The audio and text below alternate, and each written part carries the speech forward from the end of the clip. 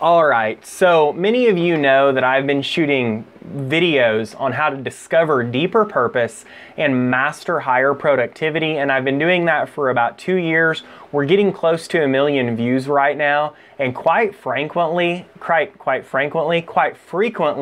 it is a ton of work to edit, to do all this stuff in post. Shooting in YouTube Live is a whole lot faster.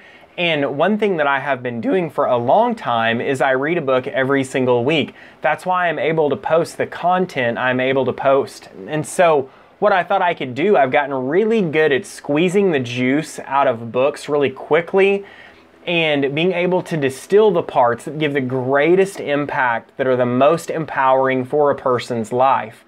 And so I'm going to start giving those notes to you on a weekly basis, and then once a month or so, I'll do the productivity videos. But I think you're going to find this extremely powerful and extremely helpful. The books range from psychology to business to marketing to self-help, really anything you can think of. And then I also offer my Christian perspective to go along with that book.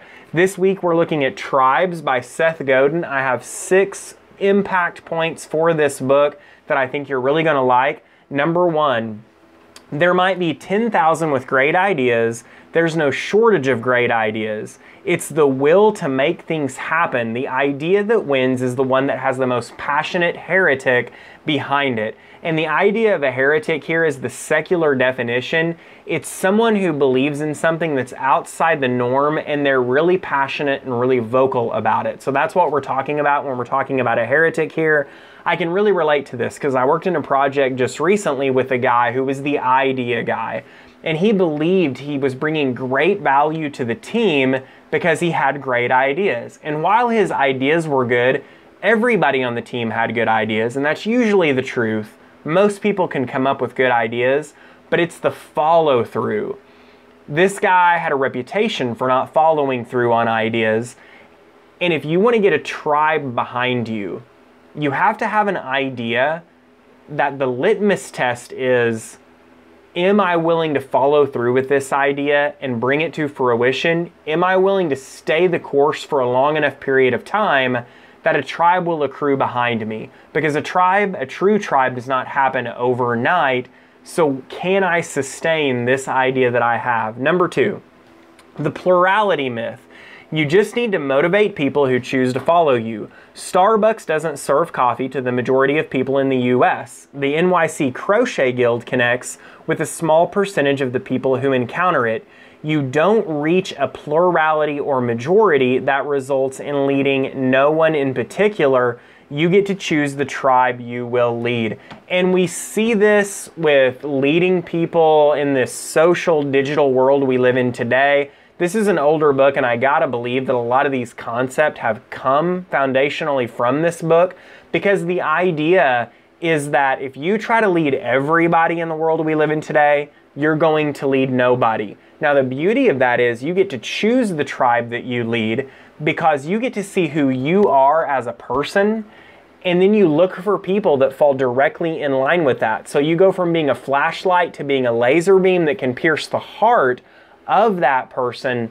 If you try to lead everybody, you won't lead anybody. If you look at this show is for people that really want to discover a deeper purpose, that are productive people, and that who are either Christian or they're comfortable with the Christian ideal, because that's what I talk about, that's what I am. That is a very narrow focus, but it hits some people in the heart while it leaves the other people to the sides.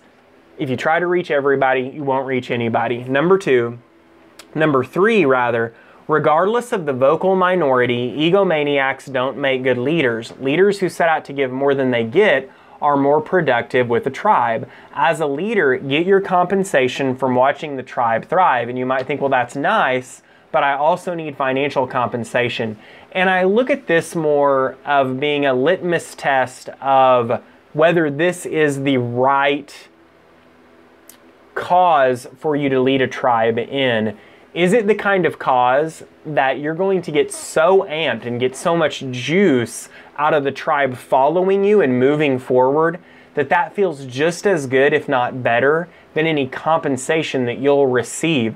That says to me that if you feel that way, that this is something you truly believe in and you want to move forward. And going back to number 1, that will also give you the motivation and inspiration to follow through for a long enough period of time to get that tribe behind you. Number 4, Rwanda children UNICEF vaccination posters failed because they didn't allow mothers to sing.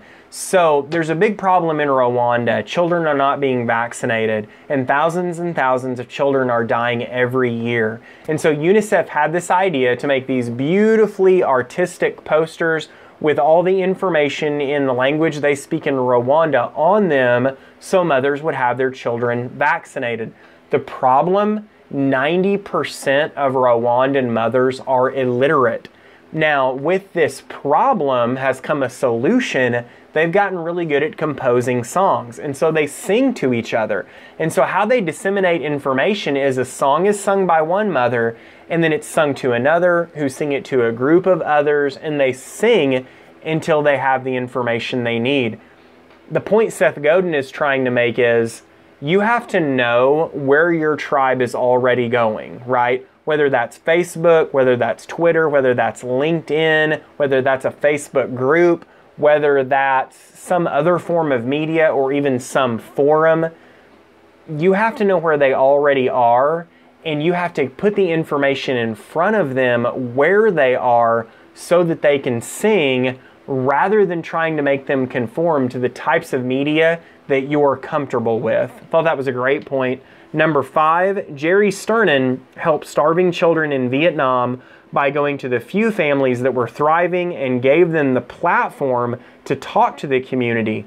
Don't try to stamp out non-standard behavior. Take the heretics that are moving the same cause already and make their platform louder. This goes back to the idea that you really don't change anybody. You look for the people that are already moving in the same direction and they're already doing the same things. And then as you learn more about how to make your megaphone louder and make your platform taller, you allow them to use your megaphone. You allow them to use your platform, and then they become part of your tribe, and they're already moving in the same direction, bringing all of their tribe along with them. And then number 6, people rarely believe what you tell them. They always believe what they tell themselves. So if you're trying to get somebody to do something, even if you have a preconceived idea of what it is you're trying to get them to do, rather than telling them what to do, here's what you do. You paint a vibrant and powerful and big enough vision of what's on the other side of what you're trying to get them to do. And if you do a good enough job of that, they will find their own way to get there. And if you have a preconceived idea of what you want them to do, if it's buying a product or joining a cause, just the knowledge that that's what you're doing, if you make it compelling enough, they will make that leap for you, and you don't have to tell them what to do, and they're 10 times more likely to follow you if the idea was theirs, because ego gets involved. The other thing I wanted to mention from this was he talks about how Al Gore, when it came to the idea of global warming, Al Gore did not convert a bunch of people to believing in global warming. He didn't convert a bunch of people to environmentalism. He didn't convert a bunch of people to saving the planet. Now, many people were converted, but his goal was just to seek out those who already believed in those things, who were already environmentalists, who already wanted to save the planet, who were already afraid of global warming, and he got in front of those people. So rather than trying to convert the people that are around you, make sure that your megaphone is loud enough, and that's the piece that you're working on, so that you get in front of the people who already believe what you believe and who are already waiting to follow you. It's been a great book. As a Christian, I see it very in line with Christian beliefs. I had somebody tell me the other day that they believe Seth Godin was a believer. Don't quote me on that, but that's what I've been told, and that's really all I know. But it's very in alignment with Christian values. I hope you found this powerful. Each week, I'll take the book that I'm reading for that week, and I'm going to give you those points to make an impact on your life to help you to be more powerful and to empower you. I hope you guys have a great day today, and until next time, talk to you then.